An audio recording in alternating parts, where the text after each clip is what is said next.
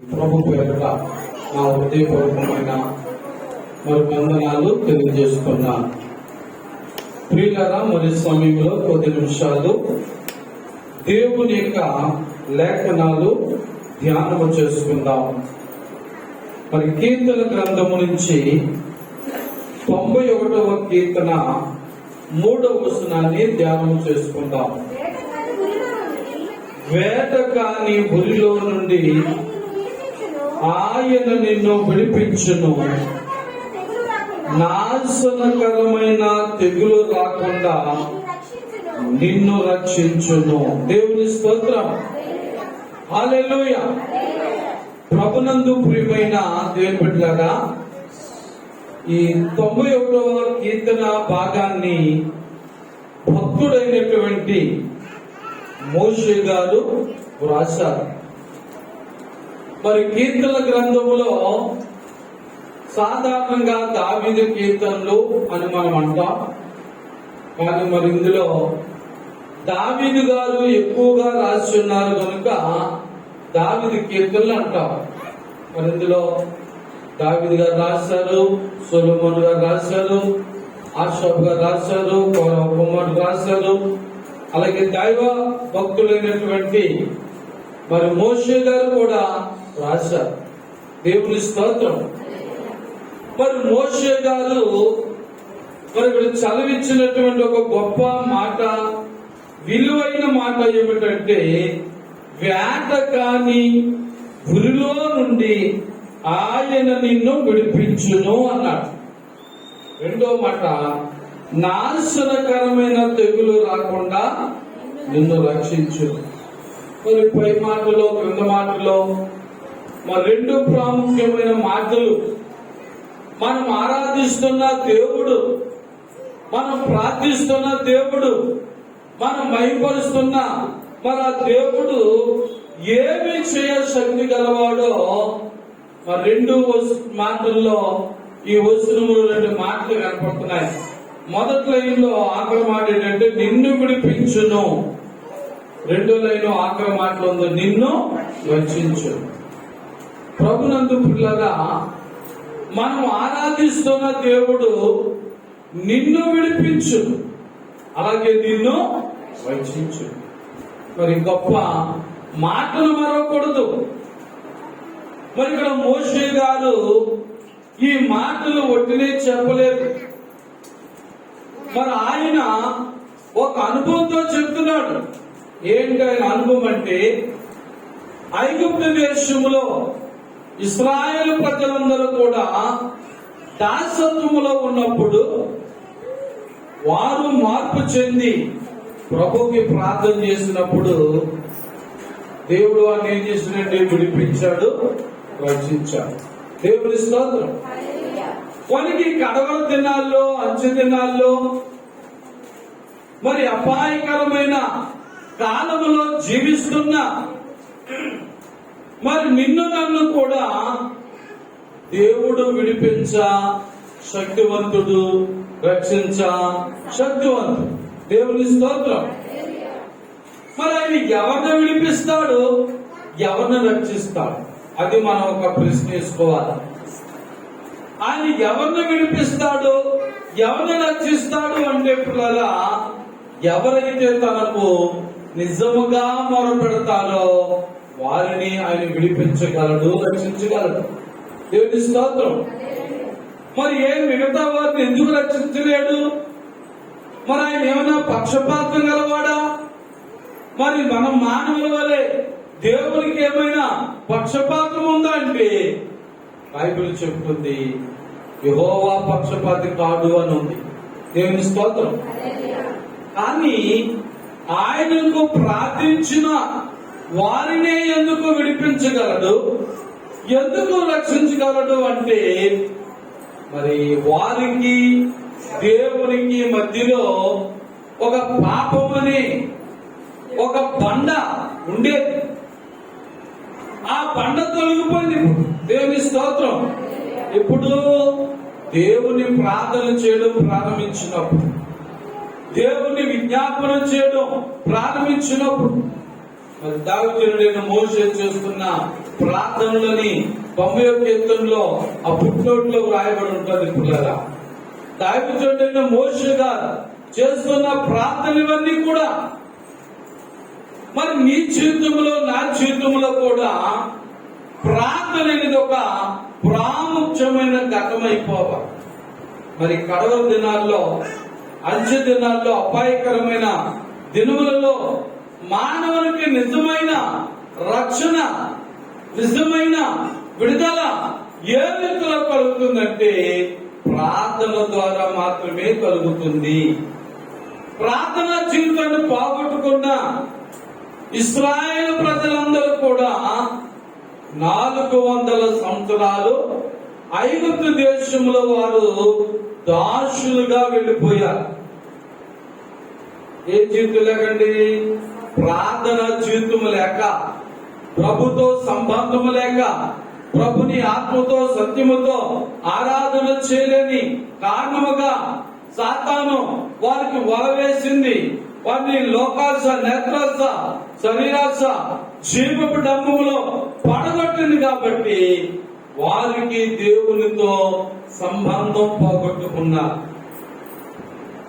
లోకములో ఎవరైతే దేవునితో సంబంధాన్ని పోగొట్టుకుంటారో వారికి సాతానుతో సంబంధం ఏర్పడుతుంది. చెప్పండి, ఎవరితోటండి? సాతానుతో. మరి సాతానుతో సంబంధం ఏర్పడినప్పుడు సాతాను ఏం చేస్తాడంటే తనకిష్టమైన రీతిలో, తనకు అనుకూలమైన రీతిలో మానవులమైన నిన్ను నన్ను కూడా వాడుకుంటాడు. అలాగే మరి ఇప్పుడు ఇశ్రాయేలు ప్రజలు అలా చేశారు కాబట్టి దేవుడు వారికి దూరమయ్యాడు కనుక వారి రోజున బానిసత్వంలో పడిపోయారు. వారి అవిశ్వాసాన్ని బట్టి, వారి భక్తిహీనతను బట్టి కనుక పిల్లగా ఒకానొక దినమున వారు శ్రమలు పడి, బాధలు పడి, వేదనలు పడి, అనేక ఇబ్బందులు పడి, అనేకమైన మరి ఆహారానికి పొదువైపోయినప్పుడు పిల్లగా వారు తమ తప్పు తాను తెలుసుకుని దేవునికి మొరపెట్టారు. దేవుని స్తోత్రం. చెప్పండి, దేవునికి మొరపెట్టారు. ఎప్పుడైతే దేవునికి మొరపెట్టారో దేవుడు మరలా కలిగిపోయాడు. దేవుని స్తోత్రం. ఎందుకంటే ఆయన మంచి పేర్లున్నాయి.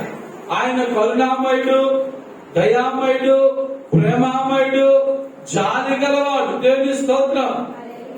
కాబట్టి మానవులమైన మనమైన ఎవరి మీదైనా కోపపడితే, కక్ష పెట్టుకుంటే, అబ్బో ప్రాణం పోయే వరకు ఆ కక్ష విడిచిపెట్టాం, ప్రాణం పోయే వరకు ఆ కోపాన్ని విడిచిపెట్టాం. కానీ మనం ఆరాధిస్తున్న దేవుడు ఏంటంటే ఆయన కోపము నిమిషం మాత్రం ఉండును. దేవుని స్తోత్రం. చెప్పండి, ఆయన కోపించకూడదండి, నిమిషం మాత్రం ఉండును. కాబట్టి మరి మానవ మాతృలమైన మనం కూడా దేవుని బిడ్డలమైపోయాము కనుక దేవుడు యొక్క మరి బిడ్డలుగా మనం గుర్తింపు పొంది ఉన్నాము కనుక మనలో కూడా ఏమైనా భేదాలు వస్తే, వ్యత్యాసములు వస్తే పిల్లగా మరి మనలో కూడా ఏమైనా కోపతాపములు వస్తే ఎప్పటి వరకు ఉండాలన్నాడు? ఉదయం వస్తే సాయంకాలం వరకు ఉండాలంట. సాయంకాలం వస్తే మళ్ళా ఉదయం కల్లా పోవాలంట. ఏమిస్తారు? ఉదయం వస్తే సాయంకాలం పోవాలి, సాయంకాలం వస్తే ఉదయాన్ని పోవాలి. అంతేగాని మనము అన్యుల వలె, ఇతరుల వలె, లోకుల వలె పిల్లల కక్షలు పెంచుకోకూడదు అంటున్నాడు.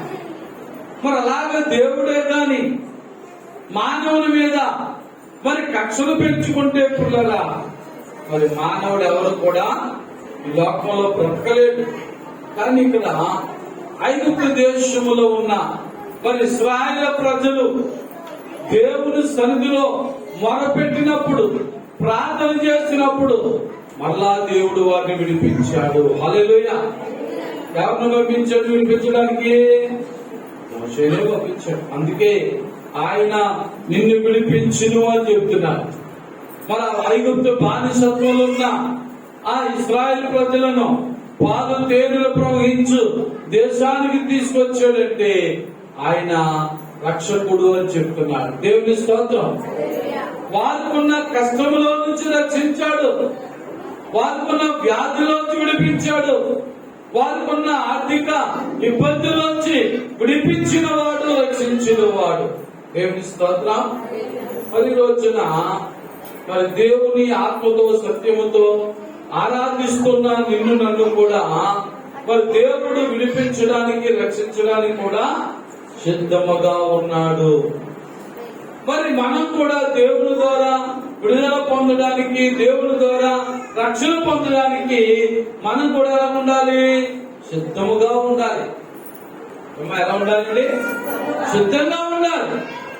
మరి సిద్ధంగా ఉండాలంటే ఆదివారం, శుక్రవారం మరి నువ్వు ఎక్కడ ఉండాలి? అందరిలో ఉండాలి. దేవుని స్తోత్రం.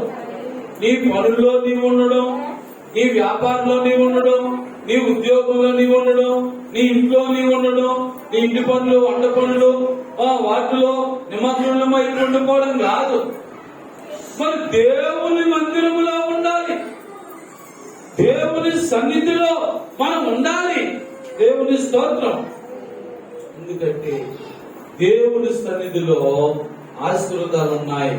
కాబట్టి దేవుని సన్నిధిలో ఆశీర్వాదాలు ఉన్నాయమ్మా, దీవులు ఉన్నాయి, అనేకమైన శాంతి, సమాధాన, దీవునాశక్తులన్నీ కూడా మెండుగా ఆయన దగ్గర ఉన్నాయి. కాబట్టి ఆయన దగ్గరకు మనం రావాలి. దేవుడిని మన దగ్గర రమ్మడం కాదు. పాస్టర్ గారిని ఎట్టి మనం అంటాం, పాస్టర్ గారు మీరు ఇంటికి వచ్చి ప్రార్థన వెళ్ళిపోండి, నేను దశభాగాశించు పట్టుకెళ్ళండి, నేను కానుక దాల్చాను పట్టుకుని వెళ్ళండి, నేను ఇది దాల్చాను అది దాల్చాను, నీకు ఇదిగో మంచి పిండి వంటలు ఉండాను, వచ్చి ప్రార్థన పట్టుకుని వెళ్ళండి, ఇలాగేవో అంటుంటాం మనం. కనుక పాస్టర్ గారు కూడా మానవ మాతృలు కనుక మరి ఏమేం చేస్తారు? బాబు పెట్టులో నేను వెళ్ళకపోతే ఎవరికైనా ఇచ్చేస్తారేమో నాయన, తినేస్తారేమో నాయన, పరుగు పరుగును వచ్చేస్తుంటాం. కానీ బైబిల్ చెబుతున్న మాట దేవుని మన దగ్గర రప్పించుకోవడం కాదు, మనమే దేవుని దగ్గరికి వెళ్ళాలి. దేవుని స్తోత్రం.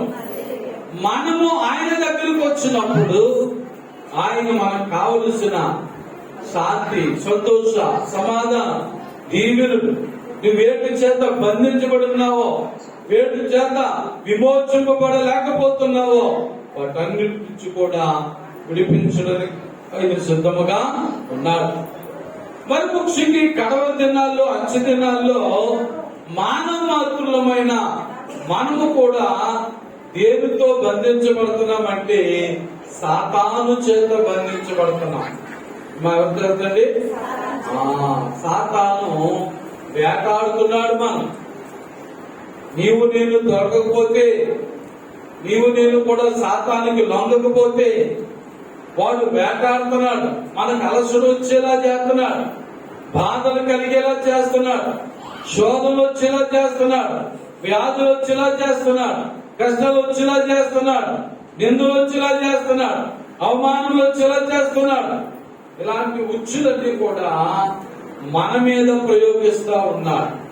కానీ ఇక్కడ ప్రార్థన పరుడైన దైవజనుడైన మోషే గారు ఏమంటున్నాడంటే, వేటగాని ఊరిలో నుండి ఆయన నిన్ను విడిపించును. దేవుని స్తోత్రం. ప్రభునందు ప్రియులారా, మరి ఈ సెప్టెంబర్ నెల మొదటి ఆదివారం మరి 5వ తారీఖు వచ్చేసరికి మానవ మాతృలమైన మనం వేటితో బంధించబడ్డామో, ఏ శోధన చేత బంధించబడ్డామో, ఏ కష్టముల చేత బాధలు పడుతున్నామో, వేదనలు పడుతున్నామో, అలాంటి నీవు నేను కూడా దేవాది దేవుడైన యేసుక్రీస్తు దగ్గరికి మనం వచ్చినట్లయితే ఆయన మనలను విడిపించడానికి సమర్థుడు. దేవుని స్తోత్రం. అలాగే రక్షించడానికి సమర్థుడు. అందుకే మత్తయి స్తోత్రం అన్నాడు, ఆయన తన ప్రజలను వారి పాపముల నుండి ఆయనే రక్షించును. పాపము నుండి, కష్టముల నుండి, శోధన నుంచి, సమస్యల నుంచి, ఇబ్బందుల నుంచి, ఈ లోకములో మానవ మాతృలమైన మరి మనకు ఎలాంటి కష్ట నష్టాలు, శోధన సమస్యలు ఉన్నాయో వాటన్నిటి నుంచి కూడా విడిపించడానికి ఆయన సిద్ధముగా ఉన్నాడు. కనుక మరొక మాట చదువుదాం పిల్లరా. మరి 124వ కీర్తన 7వ వచనం ఒకసారి చదువుతాం. 124వ కీర్తన చూడండి. పక్షి తప్పించుకున్నట్లు మన ప్రాణము వేటకాండ్ర ఊరి నుండి తప్పించుకొని ఉన్నది. దేవుని స్తోత్రం. ఎలా తప్పించుతున్నాడు దేవుడు? మరి లోక కష్టముల నుండి, ఈ లోక వ్యాధుల నుండి, ఈ లోక బాధల నుండి, ఈ లోక శోధన సమస్యల నుండి మానవ మాతృలమైన మనం ఏమైనా రక్షించుకోగలమా? బైబిల్ చెప్తుంది, ఒకడు ఏ విధము చేతన నేను తన సహోదరుని రక్షింపజాలడు. అంటే మనం ఒకరినొకరు రక్షించుకోగలమా? మనం అనుకుంటున్నాం, నాకు ఏ ఆపద వచ్చినా, ఏ కష్టం వచ్చినా, ఏ శోధన వచ్చినా, ఏ వ్యాధులు వచ్చినా నాకు చాలా మంది బలం ఉంది, చాలా మంది బలం ఉంది, నాకు చాలా మంది బంధుమిత్రులు ఉన్నారు, ఎవరో ఒకరు నన్ను రక్షిస్తారు అనుకుంటున్నాం. కానీ బైబిల్ చెప్తుంది, బంధుమిత్రుల మాట ప్రక్కన పెట్టాలి, మన తోబుట్టులే మనలను రక్షింపజాలరు. ఎందుకంటే ఎవరికుండే కష్టాలు వాళ్ళకున్నాయి, ఎవరికుండే బాధలు వాళ్ళకున్నాయి, ఎవరికుండే శోధనలు వాళ్ళకున్నాయి. అవునా కదండి? బాధ లేని వారు, కష్టాలు లేని వారు, శోధన సమస్యలు లేని వారు మరి ఎవరైనా ఈ లోకంలో ఉన్నారంటే ఎవరు లేదు. మనం ఎవరి దగ్గరికి వెళ్ళి ఏ కష్టం చెప్పుకుందామన్నా, మన అన్న దగ్గరికి వెళ్ళి, మన తమ్ముడు దగ్గరికి వెళ్ళి, మన తల్లిదండ్రుల దగ్గరికి వెళ్ళి, మన తోబుట్టు దగ్గరికి వెళ్ళి, మరి ఎవరి దగ్గరికి వెళ్ళి ఏ కష్టం చెప్పుకున్నా, అమ్మా నాకున్నాయి బోర్డు, నువ్వు చెప్పుకుంటున్నావు, నేను చెప్పుకోలేకపోతున్నాను అంటున్నాను. దేవుని స్తోత్రం. కనుక మనం ఎన్ని కష్టాలు చెప్పినా వినేవాడు దేవుడు ఉన్నాడు. దేవుని స్తోత్రం. ఎన్ని బాధలు చెప్పినా వినేవాడు దేవుడు ఉన్నాడు. హల్లెలూయా. మనం ఎన్ని సమస్యల్లో ఉన్నా విడిపించేవాడు, రక్షించేవాడు మన ప్రభువైన యేసుక్రీస్తు వారు సిద్ధముగా ఉన్నారు. హల్లెలూయా. మరి ఆయన సిద్ధముగా ఉన్నాడు కనుక మనం కూడా సిద్ధంగా ఉండాలి. ఎప్పుడు ఆదివారం వస్తుందా, ఎప్పుడు శుక్రవారం వస్తుందా అని సిద్ధపాటు కలిగి మనం ఉండాలి. సిద్ధపాటు కలిగి మనం ఉండినప్పుడు సాతాను మనం శోధించు. మనలో సిద్ధపాటు లేనప్పుడు ఆ రోజు ఏదో ప్రయాణ సడాలు జరుగుతుంది. ఎందుకంటే వారమంతా ప్రార్థన చేసుకోవాలి. ఈ ఆదివారం చదువుకొచ్చినా నీవు ప్రభా మరలా శుక్రవారం, మరలా ఆదివారం నాకే ప్రయాణాలు తగలకుండా, మరి ఏక చెట్లు తగలకుండా నాకు నీ మందిరానికి వచ్చే అవకాశం నాకు దయచే ప్రభా అని మనం ఈ రోజు నుంచి మరలా ప్రార్థన చేయడం ప్రారంభించాం. దేవుని స్తోత్రం.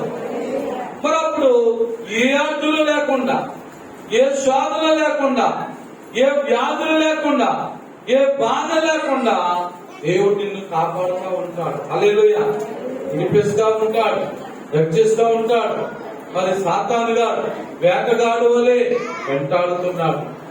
అదే మరి బైబిల్ చెప్తుంది, ఎంచ దినాల్లో, అపాయకరమ దినాల్లో గర్జించు సింహలే ఎవరు మృంగిదులని వాడు తిరుగులాడుచున్నాడు అంటాడు భక్తుడు.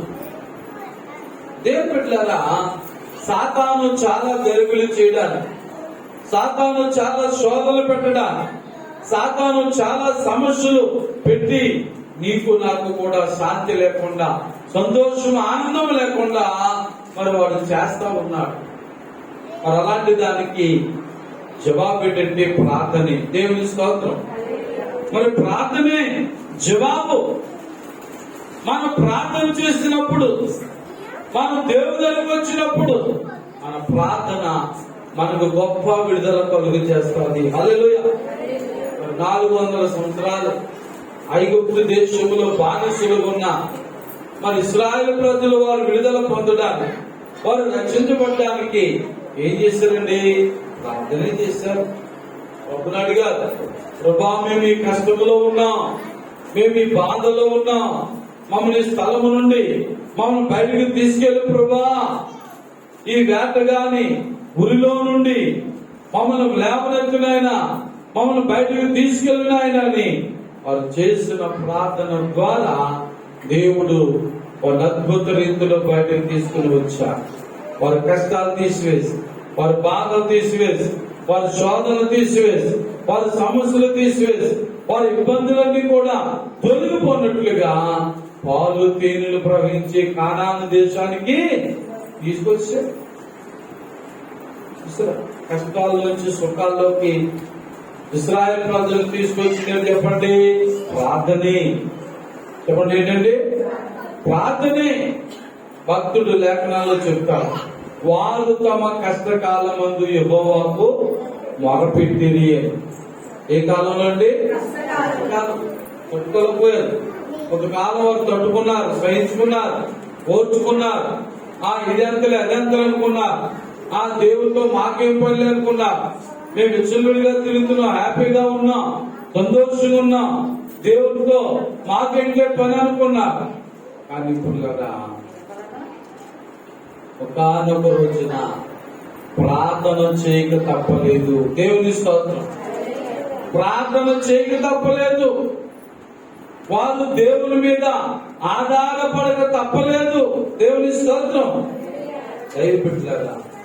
ఇదిగో ఏదో రోజున దేవుని అవసరత మానవునికి వస్తుంది, నీకు వస్తుంది, నాకు వస్తుంది, ప్రతి వారికి కూడా వస్తారు.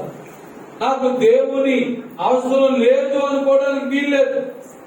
నా కష్టాలు తీరిపోయాయి, నా బాధలు తీరిపోయాయి, నా శోధన సమస్యలు తీరిపోయాయని అనుకోవడానికి వీలు లేదు. పిల్లరా, ప్రతి మానవుని జీవితంలో కూడా దేవుని అవసరత ఏదో రోజు వస్తుంది.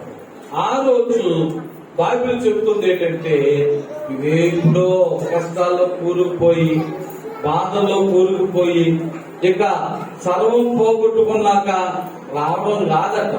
నువ్వు ఇంకా బాగున్నప్పుడే, నువ్వు ఇంకా ఆరోగ్యంగా ఉన్నప్పుడే, నువ్వు ఇంకా శాంతి సమాధానంతో ఉన్నప్పుడే, నువ్వు ఇంకా సుఖంగా ఉన్నప్పుడే, నువ్వు ఇంకా నీ ఉద్యోగులు ఉన్నప్పుడే, నువ్వు ఇంకా వ్యాపారులు ఉన్నప్పుడే, అప్పుడు వస్తే నీ కలిగిన సమస్తాన్ని కూడా ప్రభు కాపాడుతాడు. దేవుని స్తోత్రం. మరి కడవల దినాల్లో, అంచె దినాల్లో, ఈ అపాయకరమైన దినాల్లో పుల్లరా, మరి దేవుడు నిన్ను నన్ను కూడా విడిపించడానికి సిద్ధంగా ఉన్నాడు, రక్షించడానికి సిద్ధంగా ఉన్నాడు. కాబట్టి మరి మనము కూడా సిద్ధముగా ఉండాలి. మరి దినమున మరి ఎంతో మంది సిద్ధపడి ప్రభు ఆరాధనకు వచ్చారు, ఎంతో మంది సిద్ధపడి ప్రభు వాళ్ళ ఆరాధనకు వచ్చారు. ప్రియులారా, సిద్ధపాటు అనేది చాలా ప్రాముఖ్యమైనది. మన సిద్ధపాటు కలిగి వస్తే దేవుడు నీతో నాతో కూడా మాట్లాడే దేవుడు. చెప్పండి, ఎవరండి? మాట్లాడతాడు. నిత్యము ఎల్లప్పుడూ కూడా నీతో నాతో ఆయన మాట్లాడాలనుకుంటున్నాడు. కానీ మన యొక్క క్రియలు సరిగా లేనందున, మన ప్రవర్తన సరిగా లేనందున, మన బ్రతుకులు సరిగా లేని కారణంగా దేవుడు మనతో మాట్లాడలేకపోతున్నాడు. ఎందుకు? ఆయనే మనతో మాట్లాడలేకపోతే, ఆయనే మనతో మాట్లాడే భక్తి మనలో లేకపోతే ఆయన ఎలా గెలిపిస్తాడు మనల్ని? ఆయన ఎలా రక్షిస్తాడు మనల్ని? ఎప్పుడైనా ఆలోచిస్తారా? ప్రియులారా, మనము సిద్ధపడ్డ బిడ్డలుగా ఉంటారు, ప్రభులో బలమైన బిడ్డలుగా ఉండాలి. దేవాది దేవుడు మరి వేటగాని ఊరిలో నుండి వచ్చి తప్పించుకున్నట్లుగా మరి నిన్ను నన్ను కూడా కష్టంలోంచి దినదినము రక్షిస్తున్నాడు, దినదినము విడిపిస్తున్నాడు, దినదినము కాపాడుతున్నాడు. మరి 2021వ సంవత్సరంలో 8 నెలలు కాపాడాడు. హల్లెలూయా.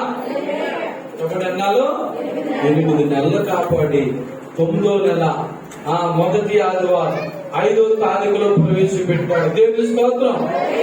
ఎంత గొప్ప ధన్యులు మనకి, మనం ఎంత గొప్ప ధన్యత దేవుడు మనకి ఇచ్చాడు. ఏ విషయంలో గొప్పండి మనం? అమ్మా, ఈ లోకాన్ని విడిచిపెట్టిన వారిలో కంటే గొప్పవారమ్మా. ఈ లోకంలో చనిపోయిన ధనవంతుల కంటే, విద్యావంతుల కంటే, జ్ఞానుల కంటే మరి గొప్పవారం అంటే వారిని పోల్చి చూస్తే మనం ఎందుకు పనికి రాని వారమే. కానీ మనము దేవుని ప్రార్థించే అనుభవం నేర్చుకున్నాం. దేవుని స్తోత్రం. మనము దేవుని ఆత్మతో సత్యముతో ఆరాధించే అనుభవం నేర్చుకున్నాం కనుక ఆయన నీకు నాకు సమీపంగా ఉండి మనకి ఏ కష్టం వచ్చినా విడిపిస్తున్నాడు, ఏ శోధన వచ్చినా రక్షిస్తూ పిల్లరా. ఇదిగో మరి ఈ రీతిగా అత్యానంద భక్తులుగా, సంతోష ఆనంద భక్తులుగా చేసి నడిపిస్తున్న దేవుణ్ణి మనం ఇంకా బలమైన ప్రార్థనలతో, బలమైన విశ్వాసంతో, మరి నిజమైన ప్రార్థన జీవితముతో ముందుకు సాగుదాము. మరి అలాంటి మరి స్థితిలో లేని వారు ఎవరైనా ఉంటే మరి ఇప్పుడే మోకరించి ప్రభు సన్నిధిలో ప్రార్థన చేద్దాం. ప్రభువా, ఇదిగో నీ సన్నిధిలో నన్ను బలమైన బిడ్డగా చేయనైనా, ఇదిగో నేను అనేకమైన కష్టాల్లో, శోధనలో, సమస్యలో ఉన్నాను కనుక నన్ను విడిపించు ప్రభు అని మరి ప్రార్థన చేద్దాం. కూడా అందరూ కూడా కళ్ళు మూసుకుని ప్రభు సన్నిధిలో ప్రార్థన చేసుకుంటాం. హల్లెలూయా, హల్లెలూయా, హల్లెలూయా, హల్లెలూయా, హల్లెలూయా. యేసయ్యా నీ స్తోత్రములు నాయనా. హల్లెలూయా, హల్లెలూయా, హల్లెలూయా, హల్లెలూయా, హల్లెలూయా, హల్లెలూయా, హల్లెలూయా. ప్రేమ గల మా తండ్రి, దయగల మా యేసయ్యా, ఆశ్చర్యకరుడా, ఆలోచనకర్త, బలవంతుడకు మా తండ్రి, నిత్యుడకు మా యేసయ్య మీకు వందనాలు. మీరు ఇచ్చిన విలువైన అనుకూలమైన సమయాన్ని బట్టి వందనాలు, స్తోత్రాలు. మీ కృప, మీ కరుణ, మీ కటాక్షను నాకు మాకు దయచేసి నన్ను విడిపించండి, మమ్మల్ని విడిపించండి. నన్ను రక్షించండి, మమ్మల్ని రక్షించండి. ఈ నెలంతా మీ బాపుదల, మీ కృప దయచేసి బలపరిచి వాడుకోమని యేసుక్రీస్తు పరిశుద్ధ నామములో ప్రార్థించి వేడుకొనుచున్నాము తండ్రి. ఆమేన్. అందరికీ వందనాలండి. చెప్పిన మాటలు విని దేవుని మైపరిచారు.